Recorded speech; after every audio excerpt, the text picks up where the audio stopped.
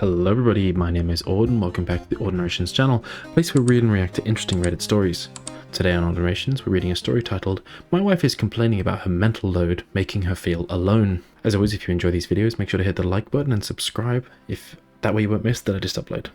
Alrighty, let's make a start.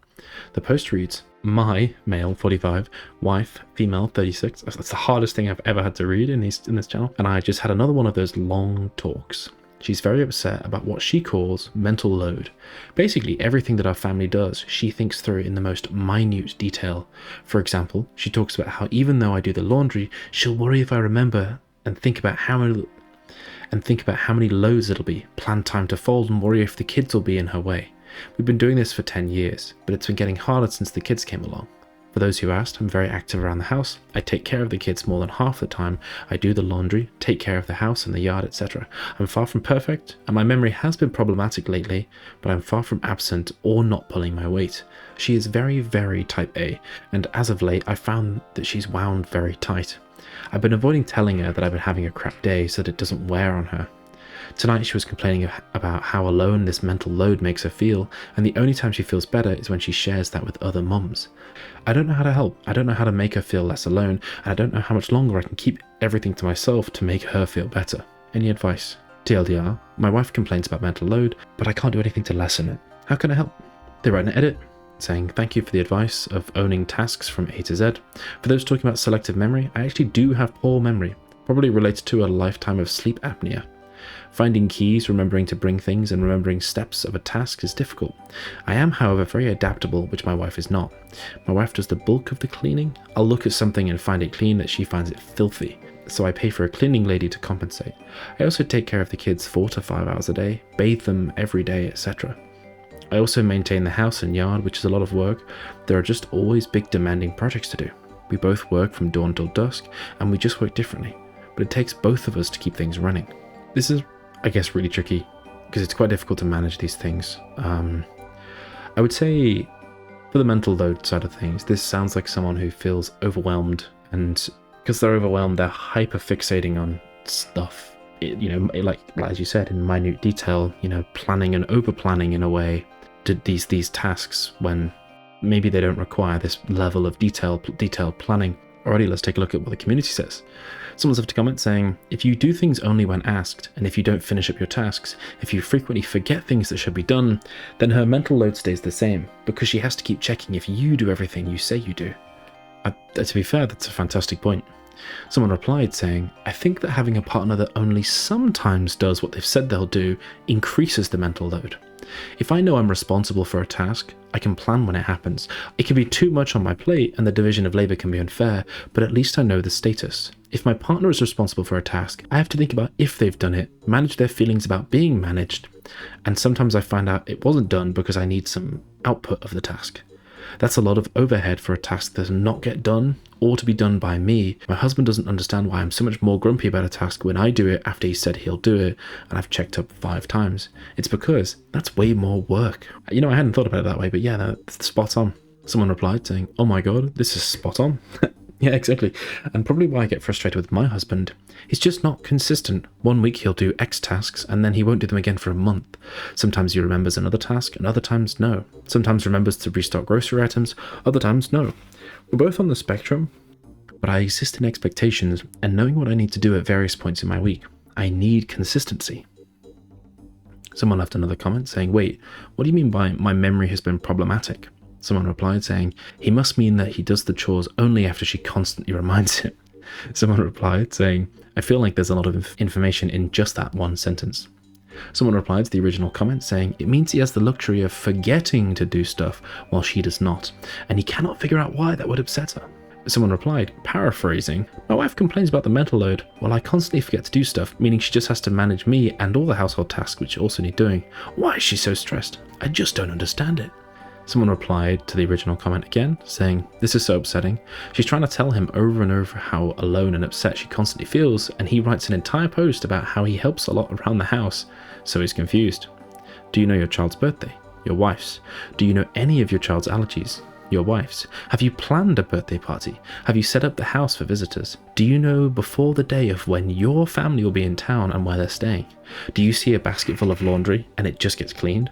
Or does she have to ask you? Do you know your kids' doctors? Teachers?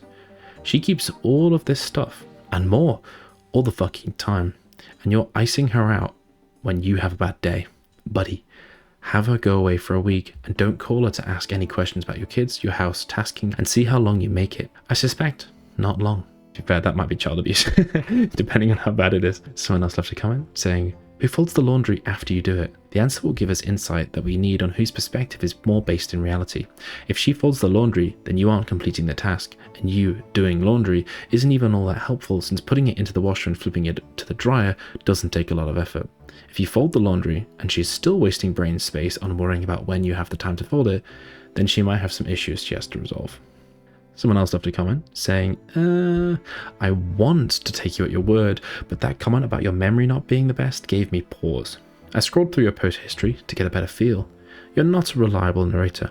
You claim to take care of the kids more than half the time, but they seem more bonded with your wife, which would indicate that they are with her more. You call your daughter a Karen, which I know is meant jokingly, but is still incredibly sexist and minimizing. Multiple managers and HR at your job have written you up. So I think you need to start by being completely honest with yourself. You don't have to tell us, just yourself. Where are you dropping the ball in life and how can you do better? Why does your wife have the full mental load of the household? Why is she folding the laundry if you're doing the laundry? Why can't you own the full task from start to finish always? Are other chores like that? You do one little part and then drop the ball? Do you need to be told what to do? All of these things will add to your wife's mental load. Believe your wife. Consider that she is being honest with you and that she's asking you to step up. Do a searching inventory of yourself and decide where you can step up. Own tasks from beginning to end, decide when they start and when they end.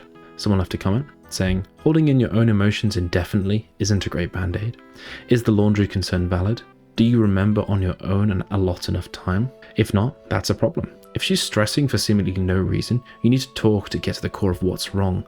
Who makes doctor's appointments for the kids? Interfaces with the school and friends and parents? If it's all her, that's a problem. If you need a redivision of responsibilities, check out Fair Play. It can help you get through the load distribution together.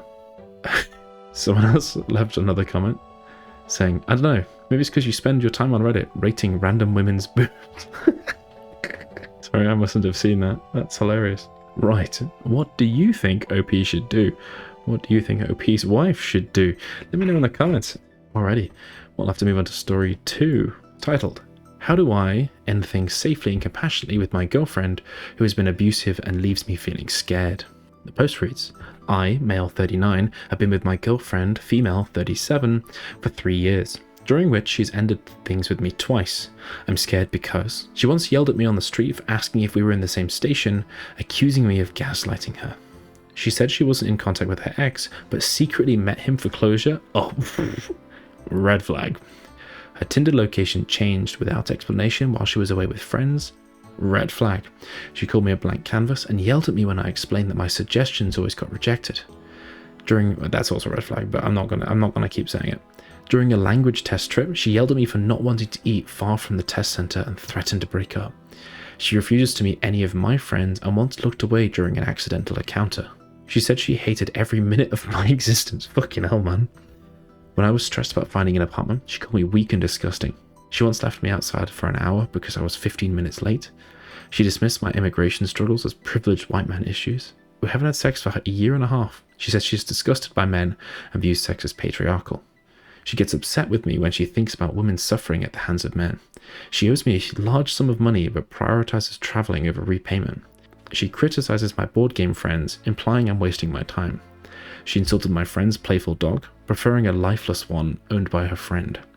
She's repeatedly reminded me that she'll leave the city, suggesting a long-distance relationship or breaking up. She believes we're not equals because I'm a man and rejects all my movie and activity suggestions. She told me to leave my heritage behind and fully assimilate into her country. Last week, after sharing how her behavior affected me, she's accused me of gaslighting and kicked me out. I feel conflicted. Yeah, no kidding. She's contributed positively to my life, bringing new interests, culture and support for my adult sons, but she's also been abusive and dismissive. We once planned a couples counselling, but she refused to attend. She abandoned a therapy book when it revealed our attachment styles. TLDR, My girlfriend of 3 years has been abusive, including yelling, gaslighting, accusations, dismissing my struggles, and rejecting my input. She's been unfaithful, controlling, and disparaging of my friends, and we haven't been intimate in over a year. Despite her positive contributions to my life, the mistreatment has taken a serious toll. I'm scared and unsure how to safely part ways. Unfortunately, I think this might be a case of sunk cost fallacy. You know, are you hanging on because of the money that she owes you?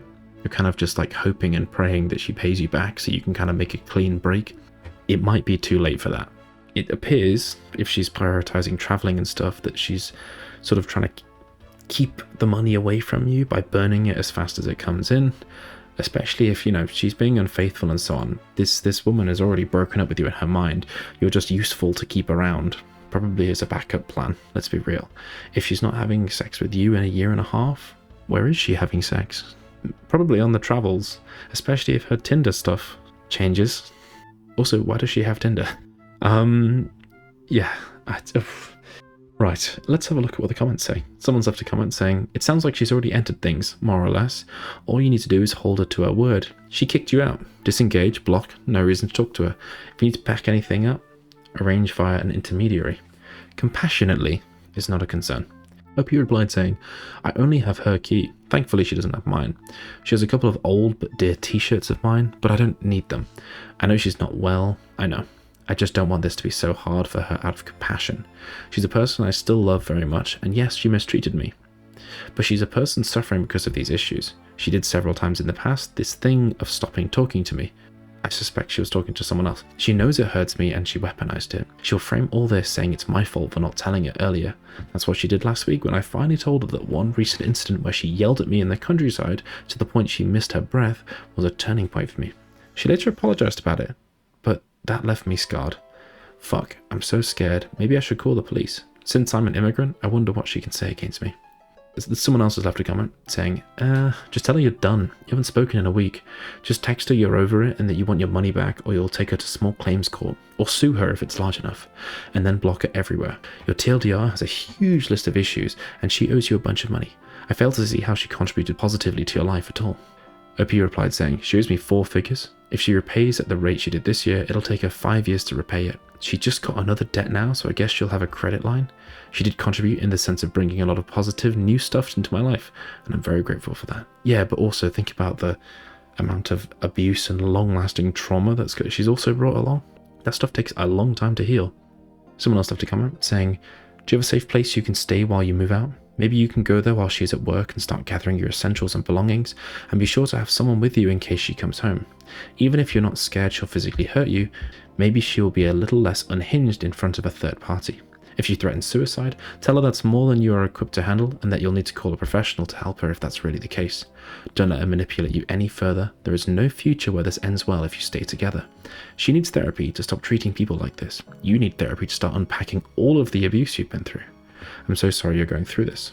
Save anything you care about. She might destroy anything you leave, and get out of there. Tell her she needs help and that you feel abused. Go no contact and take screenshots of threatening and abusive messages she sends you in the aftermath so you can use them to get a restraining order if needed. Also important, I would call a local helpline to find out what you should do and what the right move is. What I would do in my country may be different to yours, and this frankly sounds like something that's way above Reddit's pay grade. I wish you good luck and hope you find peace in the future. OP replied saying, thanks for your kindness and concerns. We live separately. I live with my 2 adult sons and she lives alone. It was always her choice and she doesn't want to get married. I'm indeed worried she'll victimize herself and threaten suicide. I have a friend who's strong enough for this. She's the one who saw her during the accidental encounter during a metro ride for 2 stations. I've talked to her and she's willing to accompany if I need. She suggested meeting her at a public space because I was always going to her apartment. She doesn't want to come to mine since she says she doesn't have her routine things, her space, but really I've made a lot of space for her here. Okay, right. Someone else left a comment saying, block her, accept that you won't get the money back, move on. Bosh, agreed. So, what do you think OP should do? What would you do in OP's shoes? I think the comments pretty much nail it here, especially that last one. Again, agrees with me the most. But yeah, I guess it's a bit of a more of a difficult situation to navigate, given it's if you're in a different country and you're an immigrant there, legally you might not be as protected as her, and so allegations against you might carry more weight or consequences. even false ones. So yeah, what do you think OP should do? What would you do in OP's shoes? Let me know in the comments. If you enjoyed this video and want to see more, make sure to hit the subscribe button and the like button. It'll really help out the channel. Thank you very much in advance. We'll have to finish that for today. Thank you very much for listening, and I will see you in the next one. Bye-bye.